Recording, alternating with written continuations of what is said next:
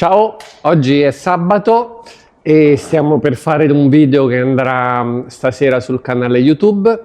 Vi dico di che cosa tratta. Il video, abbiamo ripreso diverse trattative di persone che hanno portato qui delle opere in vendita, alcune le abbiamo acquistate, altre no, quindi durante il video vedrete lo svolgimento delle trattative. Alla fine del video invece vi parlerò della differenza che c'è tra archivio e fondazione per quanto riguarda i pittori d'arte moderna e perché sono importanti per il mercato dell'arte, perché noi abbiamo un rapporto continuativo con loro. E alla fine presenterò un dipinto che ho acquistato l'altro ieri, che è un bellissimo quadro di un pittore attivo a Roma, Carlo Socrate. Non è romano, però è attivo a Roma, è un pittore, mi sembra, milanese, un grosso rappresentante della scuola romana. Vi farò vedere questo quadro, quindi godetevi la visione di questo video. Grazie. Sì, sono Gianluca. Certo, Gianluca. Ah, sei un... Ti seguo sempre, sì, come no? Ok. Anzi, imparo sempre qualcosa. Io prendo cose nei mercatini un po' così, però a volte poi le rivendo, poi ci rimetto sempre di più, perché come tutti i collezionisti. Senti, quindi mi autorizzi a riprendere questa valutazione? Ok, volevi sapere più o meno che cos'è? Che cos'è, che cosa non è?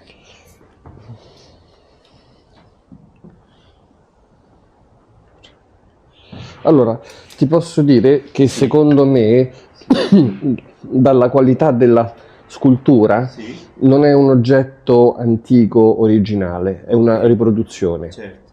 È marmo però? È marmo. Allora,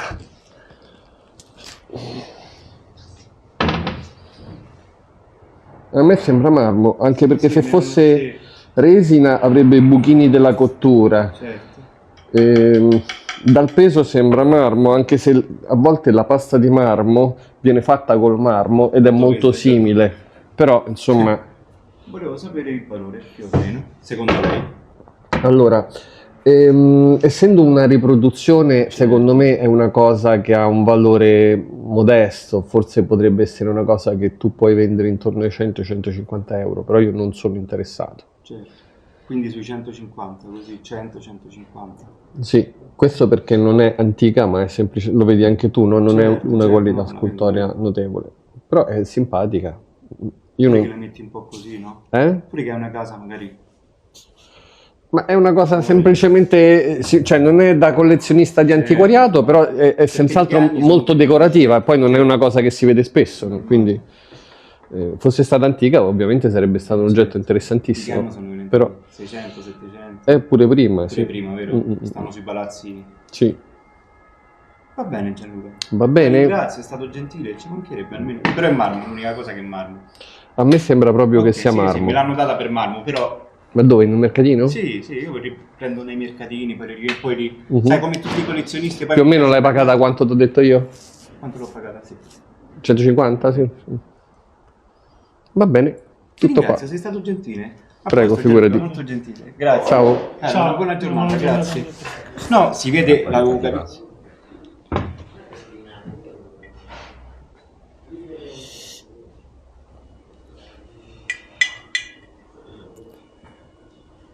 Non è nuovo.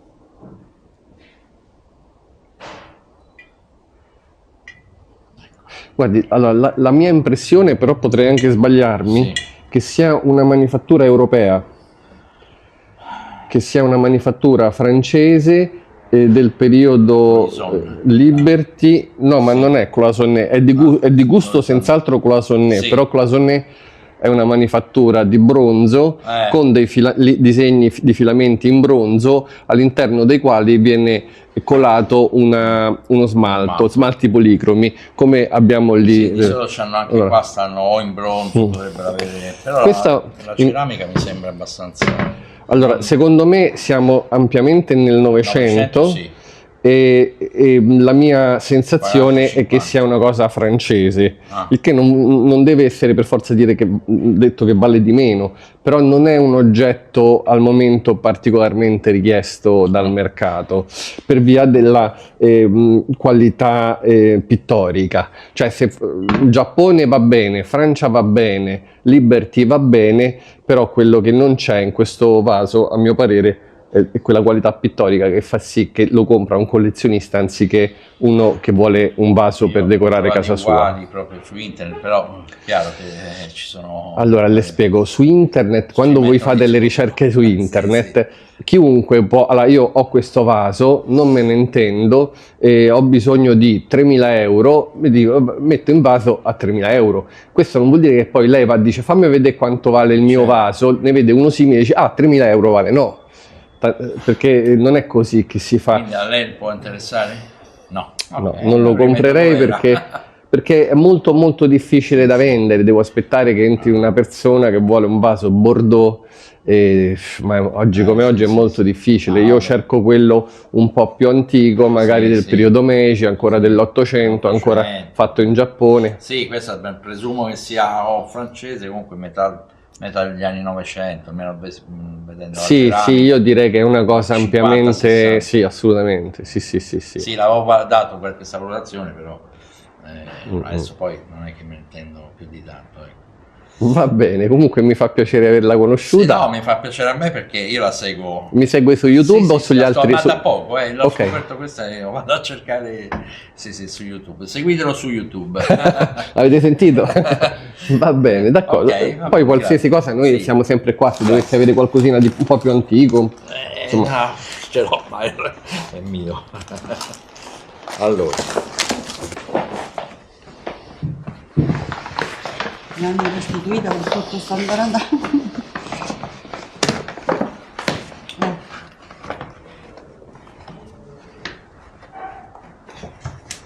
Questo è degli anni 20. Il vestitino no, mia mamma poi l'ha cambiato, però se le vede dietro c'è la sigla della bambola tedesca. Posso vedere? Sì, prego. Come si chiama la marca? Non lo so, c'è scritto...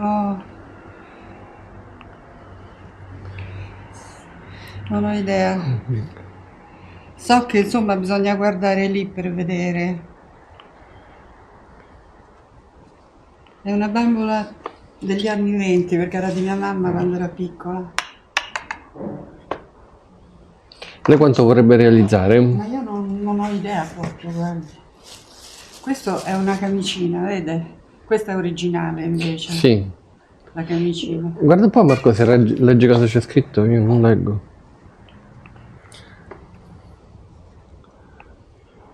Sì. Vediamo. Magari poi qualcuno.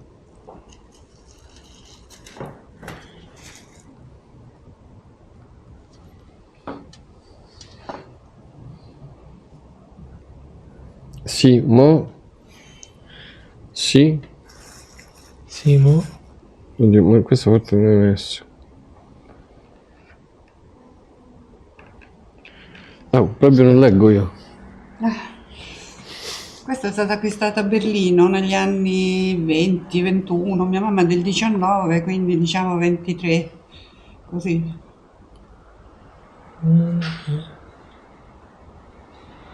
Halbig, vediamo un attimo. Halbig. Sì. Aspetta. Poi la testa è di porcellana, invece le gambe e braccia sono di cartapesta o coccio, non so bene.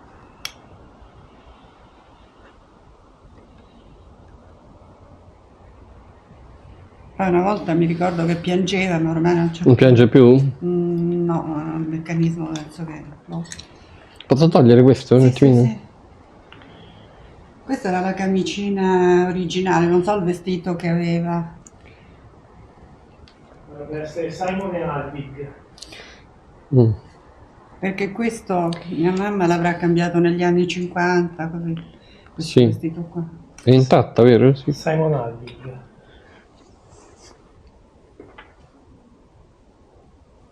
Ha un bel viso. No, è carina, non è E che... poi il numero è quello che dovrebbe...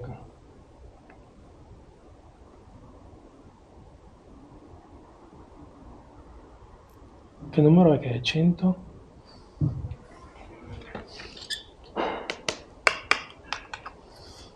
Il giro di... Certo, c'è una patina così diversa tra il viso e il corpo, hai visto? Perché questa è porcellana e questo è coccio.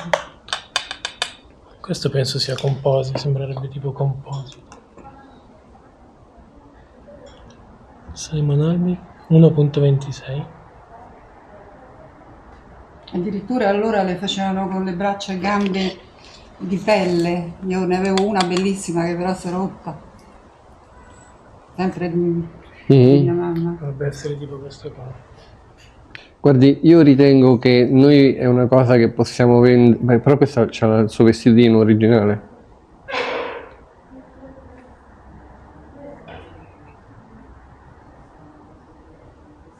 Non c'è poi questa discrepanza tra il corpo e il viso. Qui c'era in vendita una a 180 euro con il vestito originale. Quindi diciamo questa è una cosa che potremmo vendere noi probabilmente intorno ai 70-80 euro. Non credo che sia una cosa che posso pagare più di 35-40 euro. Se no, allora me la tengo come Sì. ricordo. Perché Sì, mi spiace, mi ma dispiace. purtroppo il mercato delle bambole è molto legato alla loro marca, alla loro collezionabilità, quindi se ce n'è una in vendita poi da un operatore del settore in Germania a questa cifra diventa poi difficile per noi. Giro. Guardi, noi di bambole qui, a meno che non siano marche molto particolari, molto rare, ma generalmente più antiche di questa, le vendiamo a qualche decina di euro. Addirittura. Sì, sì. Poi nel collezionismo delle bambole il vestito originale è qualcosa di fondamentale. Infatti mia mamma quando ce l'ha data da giocare a noi piccoli ha messo sto vestitino, purtroppo, peccato. Mi spiace, l'aspetto per le altre bambole. Sì, quelle sono insomma bambole più andanti, no? Se vuole Però comunque, sono tanto degli la anni valutazione non ha 50. un costo, se me le porta qua non ha un costo, Quelle quindi le a vediamo. qualunque costo le voglio dar via perché non so che farci. Bambole di celluloide ho anche. Però lei non dica mai a chi deve comprare delle cose a qualunque costo le do via, se no dopo uno le offre un euro. Lo so. Cerchi sempre di mantenere le sue carte nascoste. Hai ragione. Va bene? Comunque- Anche se lei dovesse avere altri giocattoli di quegli anni, di latta, sport a per carica bambini. manuale, sì, sì. Va bene, ok. Va bene? Va bene. Grazie mille. Sistemando gli armadi. Come si chiama il pittore? Come si chiama? Leandro Ezechiele, Ah, ok. è dei primi del Novecento, è nato nel 1905. È pugliese? Sì. Sì, l'abbiamo già avuto. Ah, avete anche trattato in precedenza. Ho capito. Sì. Ma noi abbiamo un canale YouTube dove facciamo vedere le valutazioni. A lei dispiace se non vuole no, perché non è obbligatorio. No, se le interessa che l'acquisto. Io sono interessato, sì, senz'altro. È un pittore che a me piace. Qual era la sua richiesta economica?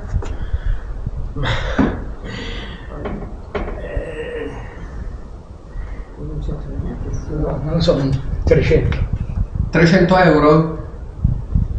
Allora, vabbè, il pittore è abbastanza conosciuto, mi sembra che abbia fatto delle mostre, insomma, è un rappresentante dell'arte brutta, l'arte grezza, è un istintivo, è una persona... Ha scritto sta cosa dietro. L'ha comprato da lui? Questo, sempre il discorso è questo. Questi quadri li ho ereditati da mio zio, che Li ha c'era questa ereditati? passione, cioè oltre alla passione faceva investimenti, comprava Quindi quadri. lei non sa da chi è stato, se è stato comprato da lui direttamente, giusto? No, questo No, non, vabbè, il quadro è buono. questo non glielo so dire. Sì. È un primitivista, lui dipingeva quello che aveva dentro, non era un intellettuale, è una pittura scevra da metafore e significati, è semplicemente molto istintiva. Questo sembra un pesce, per esempio. Sì, ma lo conosco perché a Roma capita questo pittore. È spontaneo e mi piace la sua spontaneità. Diciamo che il 300 è una cifra corretta, però io lo devo vendere. Possiamo fare qualcosina in meno? 2,50. 2,50 va bene per lei? Sì. Va benissimo, d'accordo. Mi devi dare il documento e il codice fiscale. Certo, questa è stata fatta un bruco. No, lui era così, lui dipingeva, allora questo è un tipo di pittura, ci sono tanti pittori che hanno dipinto così, erano persone talvolta anche dal punto di vista culturale non molto acculturati, non avevano una grossa cultura artistica, dipingevano quello che sentivano dentro, molto istintiva, è un tipo di pittura, cioè lo preferisco molto di più che il solito laghetto con i vini.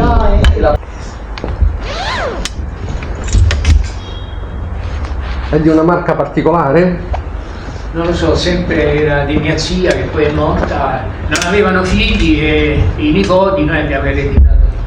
Ok, allora diciamo che noi trattiamo le pellicce ma non siamo proprio, diciamo, dei grossi pagatori sulle pellicce perché non vanno.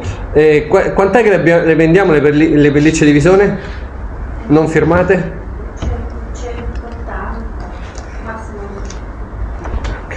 Allora, le pellicce di Visone così noi le vendiamo all'incirca sul nostro negozio online a 180 euro.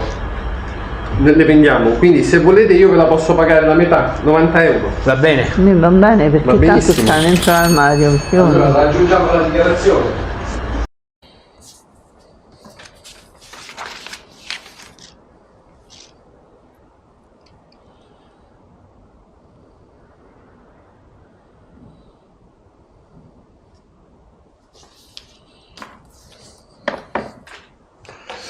Ciao, adesso vi faccio vedere, prima di parlarvi degli archivi, delle cose che abbiamo fatto diverse vendite, le stiamo imballando, tutti questi mobili imballati, ce ne sono altri di là. Questo tavolino è venuto un antiquario del nord Italia, ha comprato diverse cose, le stiamo imballando, le stiamo spedendo. Questo ve lo dico perché se siete dei colleghi che ci guardate e non siete mai venuti a comprare qui, sappiate che noi, oltre a vendere a privati, vendiamo soprattutto ad altri commercianti, quindi se volete date un'occhiata sul nostro sito, venite qui, ci mettiamo d'accordo, vi vendiamo le cose a prezzi da ingrosso e ve le spediamo direttamente. Quindi ora vi parlo un pochino della importanza che hanno gli archivi e le fondazioni dei pittori, soprattutto del Novecento, per noi. Vi faccio vedere com'è un'archiviazione.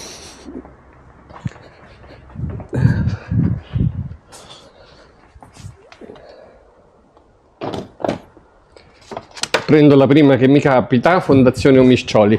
Allora, praticamente, innanzitutto non tutti gli artisti hanno un archivio o una fondazione, soltanto quelli che o l'hanno voluto mentre erano in vita, oppure una volta che l'artista è deceduto, gli eredi, in genere sono i figli oppure la moglie, oppure possono essere anche un gruppo di amici, oppure un gruppo di esperti d'arte, oppure anche la galleria o le gallerie che si sono occupate, quando il pittore era in vita, di commercializzare i suoi quadri.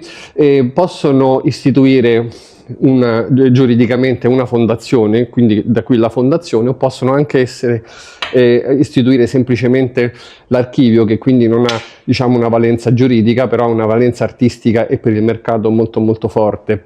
Che cos'è quindi l'archivio o la fondazione? È un insieme di persone che conoscono molto bene l'opera dell'artista e si occupano, hanno diciamo due principali scopi. Il primo è quello di promuovere l'opera dell'artista eventualmente deceduto, però ci possono essere, come vi ho detto, anche archivi di pittori in realtà viventi, quindi voluti dall'artista.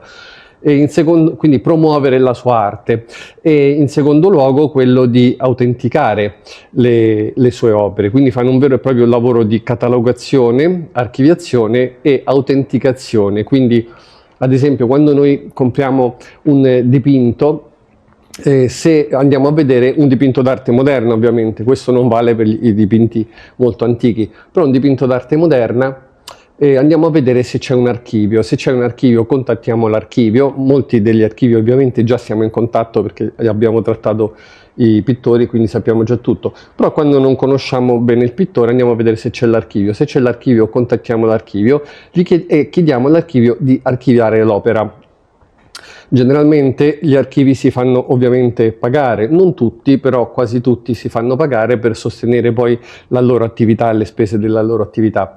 Un'archiviazione di un pittore può costare poche decine di euro e può costare anche diverse centinaia o anche migliaia di euro. In genere il prezzo dell'archiviazione diciamo, dipende dal valore di mercato delle opere. Quando per esempio per un dipinto che può valere 5.000 euro, generalmente l'archiviazione può essere intorno ai 3, 4, 500 euro. Purtroppo per alcuni archivi, causa il crollo del mercato, sta succedendo che dei pittori che hanno avuto hanno delle quotazioni al momento bassissime, ovviamente non faccio nomi perché è antipatico, ma ce ne sono tanti, fare archiviare il quadro costa quasi come il quadro, o a volte addirittura paradossalmente anche di più del quadro, il che questo pone la produzione di questo artista totalmente fuori mercato, perché io non posso magari o non voglio comprare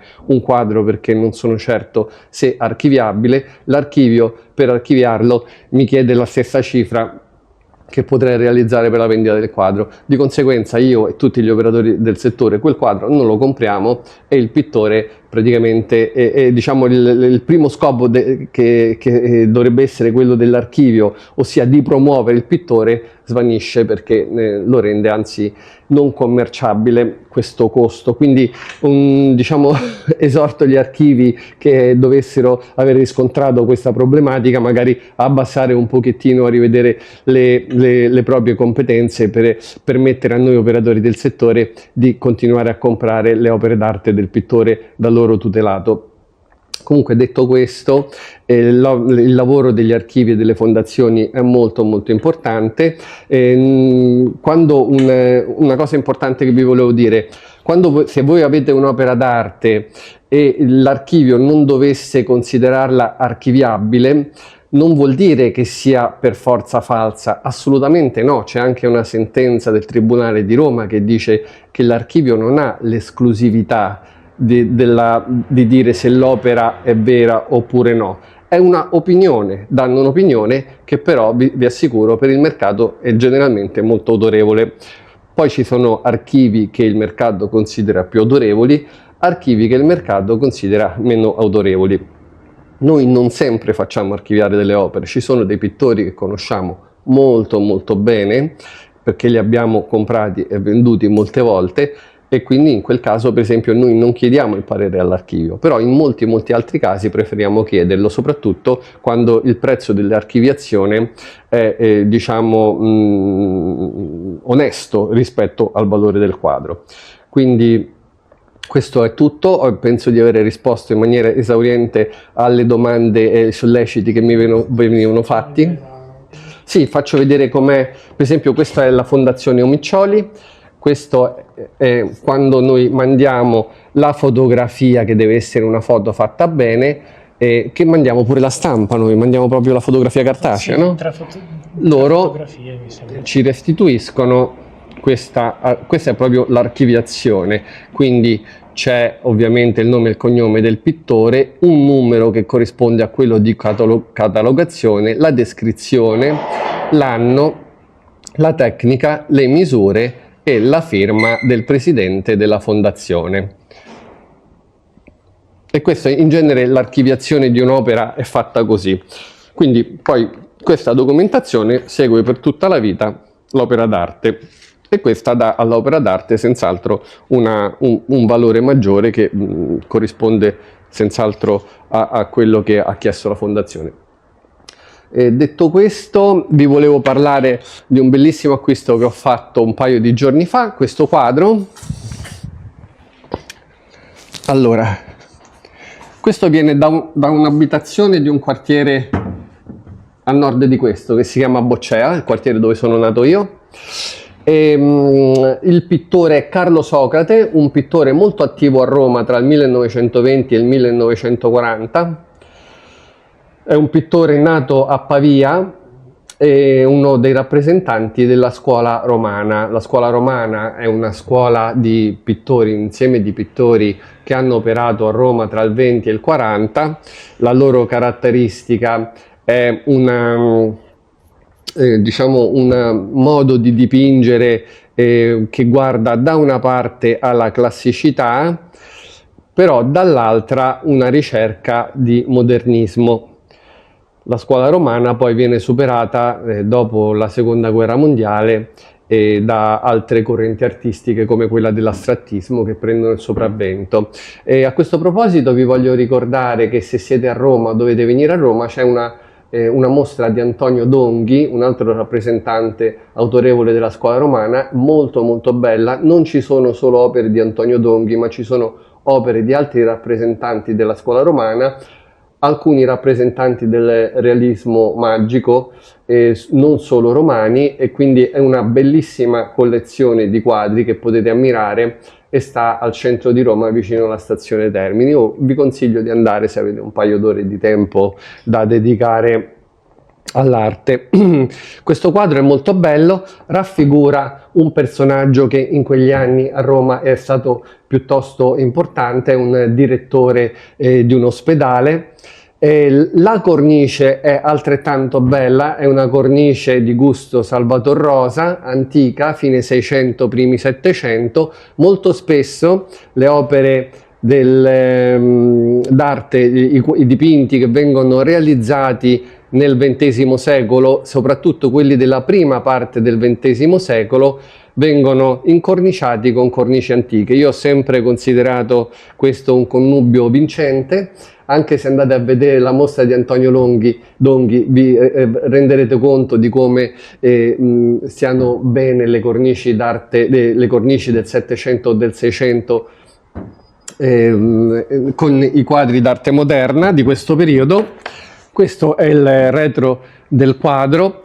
Come vedete la cornice è tutta autentica della fine del 600 e dei primi del 700. È una cornice veramente strepitosa. Il quadro lo considero un bellissimo quadro.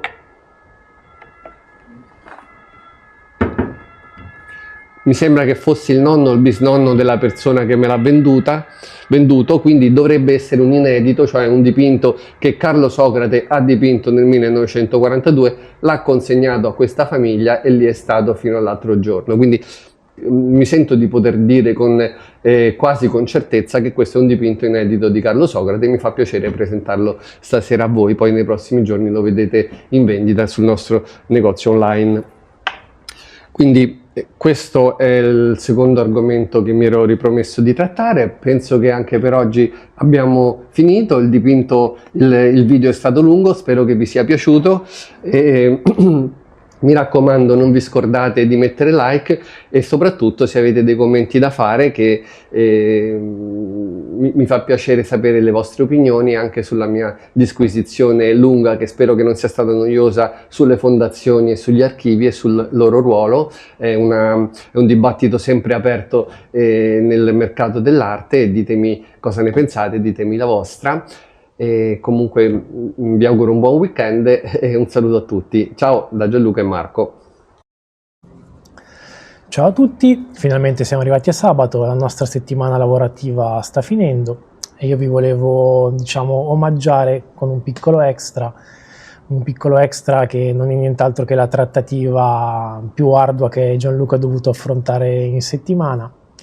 Potrete vedere quindi un Gianluca versione Roberto Carlino, dove sarà in cerca di sogni, dando però in cambio solide realtà che non sono altro che un iPhone. Quindi godetevi il video, io vi auguro quindi un buon fine settimana, una buona domenica. Vi ringrazio comunque perché siete sempre molto numerosi che seguite il nostro canale, ci fa piacere. Quindi se gradite i contenuti, i nostri video, eccetera, metteteci un bel like, magari iscrivetevi anche al canale. E nulla, di nuovo buon fine settimana e ci vediamo presto. No, scrivi. prometto che... Smettila, così no, va per niente Fa bene. ridere. Non fa ridere, tu lo pubblichi. No, ma che pubblico? No, smettila, basta. No. Papà, guarda che non lo faccio, Smettila, te la butto per terra e te la rompi. Perché non vuoi finire sul mio canale YouTube? Basta! No, perché devi filmare se non lo vuoi mettere? Papà, te lo giuro che se non...